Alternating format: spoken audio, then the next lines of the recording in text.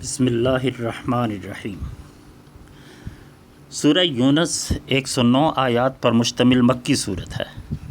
سورت کا آغاز ہی اس بیان سے ہوتا ہے کہ یہ کتاب لوگوں کو ڈر سنانے اور اہل ایمان کو عزت، کامیابی اور سرفرازی کی بشارت دینے کے لیے نازل ہوئی۔ اگر یہ ایک انسان پر نازل ہوئی تو اس میں تعجب کیا ہے کہ اللہ تعالیٰ انسانوں ہی کے ذریعے سے دوسرے انسانوں کی رہنمائی فرماتا ہے۔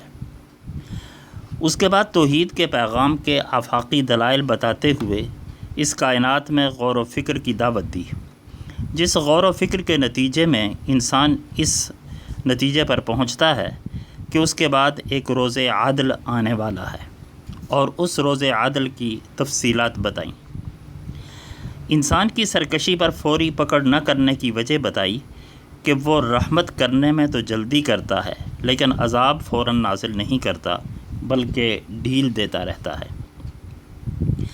آفاقی دلائل کے بعد انسان کی فطرت سے بھی استدلال کیا کہ انسان جب کسی مصیبت میں آ پھنستا ہے تو تمام جعلی خداؤں اور آستانوں کو چھوڑ کر صرف ایک اللہ کو پکارتا ہے، جیسا کہ اس سورت کے نزول سے پہلے جب مکہ میں قحط پڑا تھا تو بڑے بڑے متکبرین صرف اللہ کو پکارنے لگ گئے تھے۔ اسی حوالے سے ایک اور صورتحال کی نقشہ کشی کی کہ جب سمندری سفر میں اچانک جہاز طوفان کی زد میں آ جاتا ہے تو صرف ایک اللہ کو پکارتے ہو، اور جب اللہ وہ مشکل دور کر دیتا ہے تو پھر شرک کرنے لگ جاتے ہو۔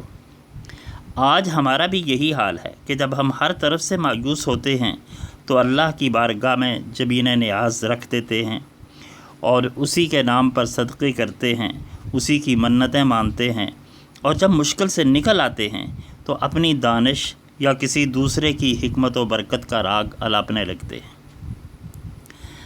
اہل مکہ کی ایک خواہش کا ذکر کیا، اور یہ ایک ایسی خواہش ہے کہ جو آج تک دین کی سچی دعوت دینے والوں سے لوگ کرتے ہیں، وہ یہ کہ اس قرآن کو بدل دو یا اس میں کوئی لچک پیدا کرو تاکہ باہمی کمپرومائزز ہو سکیں۔ قرآن نے اس کا صاف جواب دے دیا کہ آپ ان لوگوں سے کہیں کہ یہ میرا بنایا ہوا ضابطہ حیات نہیں کہ میں اس کو بدل سکوں، میں تو صرف وہی سناتا ہوں جو میری طرف وہی آتی ہے۔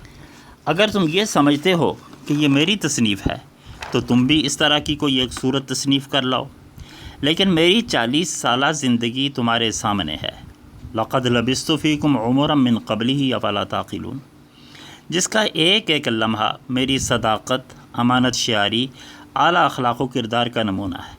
پھر یہ کیسے ممکن ہے کہ میں یکا یک بدل جاؤں اور اپنی طرف سے من گھڑت عقائد و اخلاق کا مجموعہ پیش کرنے لگ جاؤں اور اسے خدا کی طرف منسوب کروں؟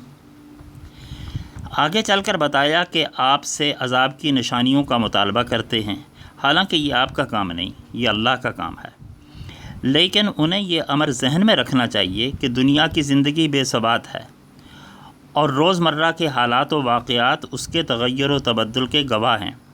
جس طرح یہاں حالات بدلتے ہیں، جب ایک دن اس کائنات کی بساط لپیٹ دی جائے گی اور ہر شخص اپنے نامہ اعمال کی جواب دہی کے لیے حاضر ہوگا تو جن خداؤں کی سفارش پر انہیں ناز ہے ان کا کہیں کھوج نہیں لگا سکیں گے۔ اگر اللہ نے یہ فیصلہ کر لیا کہ انہیں مبتلا عذاب کرنا ہے تو جب ایک بار فیصلہ ہو جاتا ہے تو اسے نافذ ہونے سے کوئی نہیں روک سکتا۔ جب عذاب کے آثار ظاہر ہوں گے تو انہیں محسوس ہو جائے گا اور پھر مہلت نہیں ملے گی۔ ایسی مہلت پوری انسانی تاریخ میں صرف قوم یونس کو دی گئی، اور اس کی اپنی وجوہات تھیں۔ ان کے سامنے قوم نوح اور قوم فرعون کی مثالیں موجود ہیں۔ فرعون جب عذاب خداوندی کے باعث غرق ہونے لگا تو اس نے پکار کر کہا، آمنت انہ لا الہ الا الذی آمنت بہ بنو اسرائیل وانا من المسلمین، میں اس اکیلے وحدہ لا شریک خدا پر ایمان لاتا ہوں جس پر بنو اسرائیل ایمان لائے، اور میں مسلمان ہوں۔ لیکن اس وقت کے ایمان کو پذیرائی نہیں ملی۔ اس سورہ کے آخر میں رسول اللہ صلی اللہ علیہ وسلم سے کہا گیا کہ آپ مخالفین کے سامنے یہ فیصلہ کن اعلان کر دیں کہ اگر تمہیں میرے دین کے بارے میں کوئی شک ہے تو سن لو کہ جن چیزوں کو تم پوجتے ہو میں ان کو نہیں پوج سکتا، میں صرف ایک اللہ کی عبادت کرتا ہوں۔